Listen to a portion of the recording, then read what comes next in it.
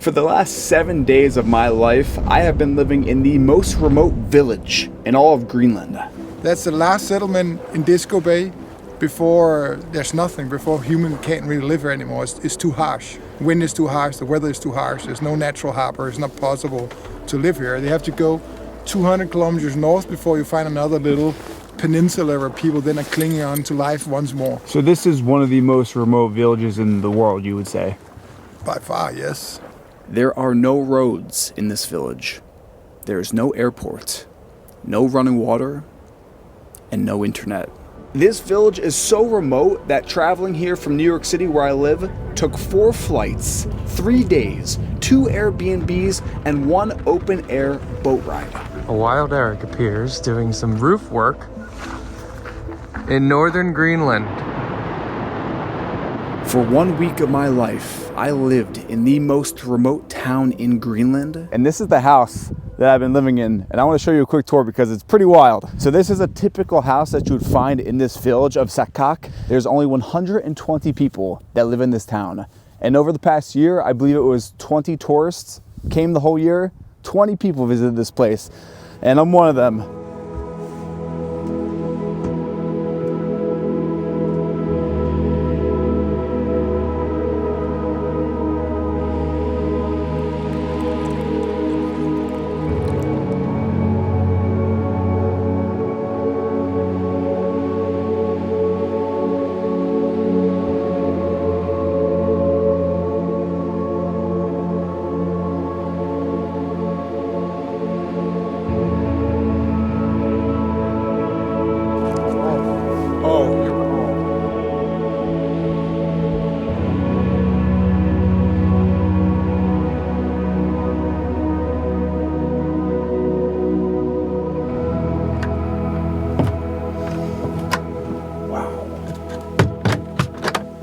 Could you imagine waking up to that every morning? Holy crap. Listen, it is so quiet. The only thing you can hear is once in a while the thundering crash of an iceberg calving into the sea. Wow. I'm talking, this town is so remote, there's no running water. Actually, if you back up, this right here, this is the power line that serves power to the house. So there is electricity. For instance, dog sled is the fastest way to get around, or ATV. There's no roads, there's no cars, just dirt paths, and that's about it. And this is the front porch. This actually serves a really important purpose because there's lots of puppies running around. So you have to actually block off your front porch at night. Might have to take you guys back to New York, huh? I have no food, I'm sorry. I'm sorry, guys, I'm sorry. The puppies are safe to pet, but the actual dogs are 1 generation removed from wolves, and they will tear you up. They will actually tear you up. Yoon was saying that, what was it, a kid got killed? He said one of the guys here's friends was 8 years old, and he went inside to go grab his gloves or something that he forgot, and he came back outside and the dogs were eating his friend. Like actually eating his friend. And it actually is important to keep that closed at night. I want to point this out. I want you to comment down below what you think's in these black trash bags. Take a second right now and do that. These are bags of shit. We'll get to that a bit later, but first I want to show you the rest of the front porch. So this is a hunting and gathering community. This is where you would skin your game, all of that.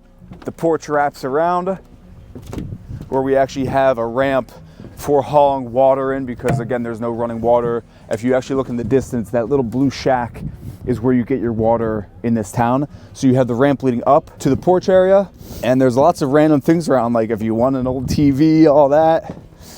And this house is extremely old. As you can see, it's actually starting to decay. Right as you enter the house, this little area is the mudroom. You take off your boots, hang up your jacket. As soon as you enter, behind this door, this is your toilet. You want to get a shot at them there? Oh my gosh, holy. You smell that, Pat? Yeah, it's terrible. I mentioned there's no running water. There are those black trash bags that you to. When it gets full, you tie it off, and you put it on the porch, and you take it down to be disposed in the ocean. And it actually smells like death in there. So I'm going to keep that shut. Oh, that's bad. Okay, so come on in.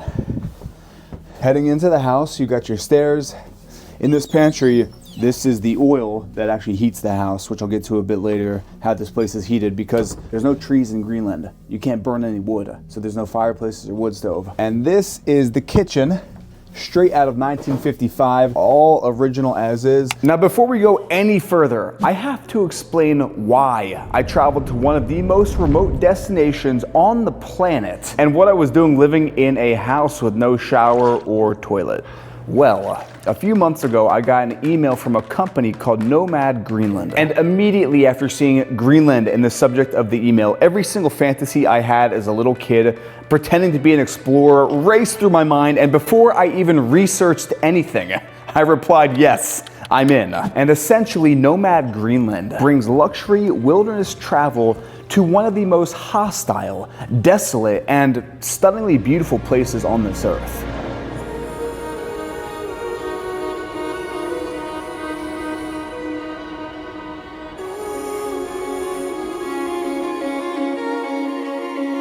The company is run by husband and wife duo Yoon and Annika, who we became very, very close friends with throughout the duration of our time in Greenland. Given the extreme cold that Greenland can experience, the camps only stay open from June till September. Nomad Greenland has a camp in the north where we are right now, outside of the town of Sakak, and also a camp in southern Greenland where we'll be traveling later in this series. The week before our trip, there's a powerful cold front that blasted through the area, and Yoon gave us the option to either one, push the trip to next summer, wait an entire another year to go to Greenland, or to come up anyway and help him out with a little manual labor, closing up the northern camp and then going down to the southern camp. If you've been following this channel for a while, you know that this content wasn't always luxury real estate. I used to make travel guides to very remote, cold places.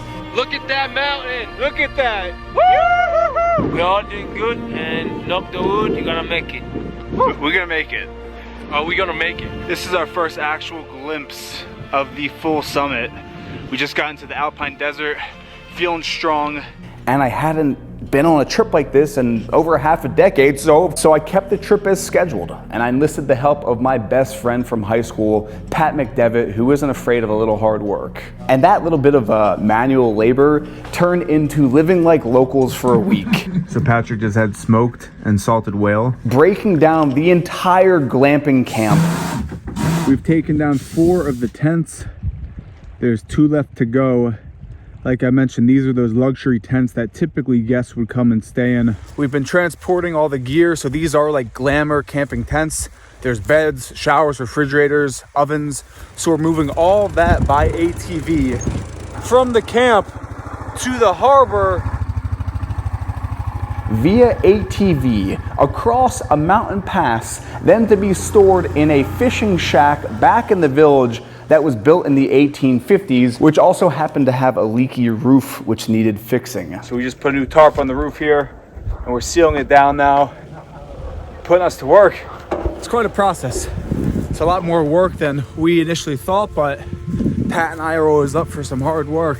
Meaning this luxury travel experience turned into one of the most spiritually enriching experiences of my entire life.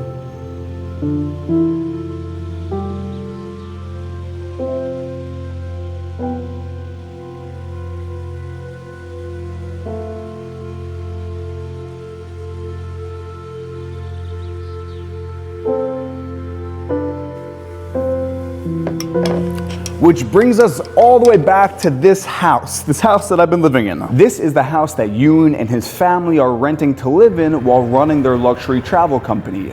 And since Patrick and I agreed to come up here to help disassemble the luxury camping experience, it meant that we were crashing on the floor of a home that Yoon is renting out from a 90-year-old Greenlandic woman who was recently moved into a nursing home down south. And her home looks exactly how it did when she moved in 70 years ago. Getting probably the most authentic Greenlandic experience that exists on YouTube. So with that, here's the kitchen. I want to point out just a few things. Electric stove here, literally from the 1950s. Hey, we're just filming a video of the house. Oh, We're gonna be down to the camp to help out in like 30 minutes. So that was Miti, who's actually living here running the camp. She's Greenlandic herself. She's looking for her hat. So we're actually supposed to be right now down helping them disassemble the camp. Back to the tour real quick. Your water, like I mentioned, there is no running water. So we have this huge pot here with fresh Greenlandic running water right into the sink. You got to walk down with this 10-gallon container to the water house, fill this up whenever you need water, haul it back in. Living out here, you just have to be self-sufficient. You have to be a bit of a hard ass. It's fresh. Real fresh. Nice. This is a little mini fridge here with some leftovers and some stickers from you know, when you've got the Backstreet Boys, Naked Women, cartoons, the whole gambit on the wall there. Here you have washer and dryer, although in the town center there actually are washers and dryers for the whole town, so I doubt they actually are using these, but... So we're walking to the public bathroom, I believe. Basically. There's 4 bathrooms here. Are these And a shower flush? too. Yeah, this is running water. Yeah, so this building does have running water, the only building in town other than one home with running water, so hopefully we can get some bowel movement. But the hours are crazy restrictive. It's open like 9 a.m. to 5 p.m. and then 9 a.m. Oh, hey Yoon. There's Yoon on the roof. So the hours are crazy. It's open like 9 to 5 during the week, and then it doesn't open until 12 on Saturday, and then it's closed Sunday. So if you want to take a shower on Sunday, you're screwed. All right, here we go. Into the public bathroom, shower. Oh, it's open, thank God. All right, here we are. Oh, it's nice and toasty. Yeah, it's very warm in here. Okay, so 3 bathrooms. What else do we have? Whoa, look at this laundry room. In a place like this, I mean, I guess when it's really cold, you might want to run on the treadmill, but this time of year, you don't need to be in here. Showers in here, I believe. There are showers in a 4th bathroom. Are the showers empty? Nope, someone's showering. This is a luxury to have a washer and dryer in the house. This is your big old boy freezer because you have to preserve all your food here, all your game. I'm not going to open it up just because there's a lot of shit on it right now. In the past, to preserve the meat, they would have to dry it outside. So this is a luxury, and this is very new in a remote town like this, to have fresh meat on demand whenever you want it. Like all of our food we'd be needing has been fresh, frozen food from the past summer. Whoa! Nice. Look at this guy. 3 of them. Oh, look at that. Okay. Oh. Here we go, dinner is served. This is the heart of the home. Here you have the dining room. Everything you see in this home is left as is from when the woman who owned the place was living here. So all the pictures of the family on the walls, everything has stayed. There's so many random things. Like we walked in here and there's like a bolt action rifle for hunting just here, chilling. Here's the clip. Literally the clip's just right here. So if we wanted to go out and hunt, we could. Which is the craziest thing because if you needed food, you would have to do that. This is my cot. That's where Pat's been sleeping. It's literally a foam pad, and I have to say it has been extremely humbling to be sleeping on a cot on the floor in a Greenlandic home. And I've been sleeping pretty well, but I won't lie, waking up it feels like I got hit by a train. The town that I'm in is called Sakak, which actually means sunny side in Greenlandic. So every house is facing south, and it's kind of surreal waking up in the morning and you look out the windows and you just see 200-foot high icebergs just floating there in the harbor. It's pretty surreal, very tranquil. We've got your classic flat screen from the early 2000s here. And as far as heating the house, like I mentioned, there's no fireplace because there's no wood. This is a oil heater from the 1950s, and every morning, wake up, light a match, fire this baby up, and this thing gets the house so toasty. I mean, it's September right now, end of September, and at night it's down to 20 degrees. This door connects to the front of the house, and I'm gonna take you through to the 2nd floor now, but I have to say, humans are so adaptable. When Pat and I first walked in here, I mean, I'm not gonna lie, like when you walked in, what was your reaction? How small is this house, and how do they fit families in here? I wanna add this, Mitty was saying that you get a peace of mind here that you won't get anywhere else. And we even asked her a few times about America and what she thinks about the States, and they don't think about America here. Yeah. They are so present here because they're just surviving. They're out here, they're living and enjoying nature at its fullest. Yeah, it was kind of interesting to hear the non-answer. Yeah. About just tourism, not necessarily what she thinks of America. There was just no real perception of America. And if you want to see that video, we made a whole town tour on the channel that's like 30 minutes long, so go check that out. Back through the kitchen here, Another look really quick. Now we're gonna go to the second floor. So this is a 2-story house. And there's actually another gun right there. Like there's guns hidden throughout this house because you need them. I actually love this wallpaper too. This is, like I mentioned, from the 1950s, never been touched. This is where you would sleep. So we have in front of us here the main bedroom with a mattress here, some closet space. You've got yourself a nice view. Actually, that's a damn good view of the harbor, the icebergs floating. Show that behind you, another cot on the floor because Yoon and his 2 children are staying with us. So there's what, 4 people, 5 people living in the house? We make it 6. 6 people? Yeah. Full house. Is this? No way. There's a dial tone. I was not expecting, what the? So I could, if I wanted to, I could call, I was gonna say my home phone in New York, but I don't have a landline, but you could call if you needed to. Then you've got the second bedroom in here. Behind the door here, oh, it's actually still warm. This is the chimney that the oil heater runs up throughout the house. So I imagine this heats up pretty hot at night. I've actually never seen this. This is my first time up here. Another bed, another dresser, another TV, some cute cats on the wall. This house is on the older side, and like I mentioned, nothing's been done to it for the past 70, 80 years. But we actually saw a more modern home when we did the town tour. So if you want to go look at that, you can see what a modern house looks like in this town. That bathroom smells so bad. It's so stinky. I want to mention about the land though. So in Greenland, you don't actually own land. You have to get a permit from the government to then get approved to build your structure. So if you look around, there isn't really a yard. It's all kind of public space. So here you have your neighbors everywhere, just scattered about. I want to point this out, the laundry line. So this is probably the best way to actually dry your clothing is on the line here. Oh shit. That's the mother dog. There's been a few puppies living around the house, and Yoon was telling us that if we were to go pick up that puppy with the mother there, she would literally tear our throats out. But here behind me, that's the entirety of the town.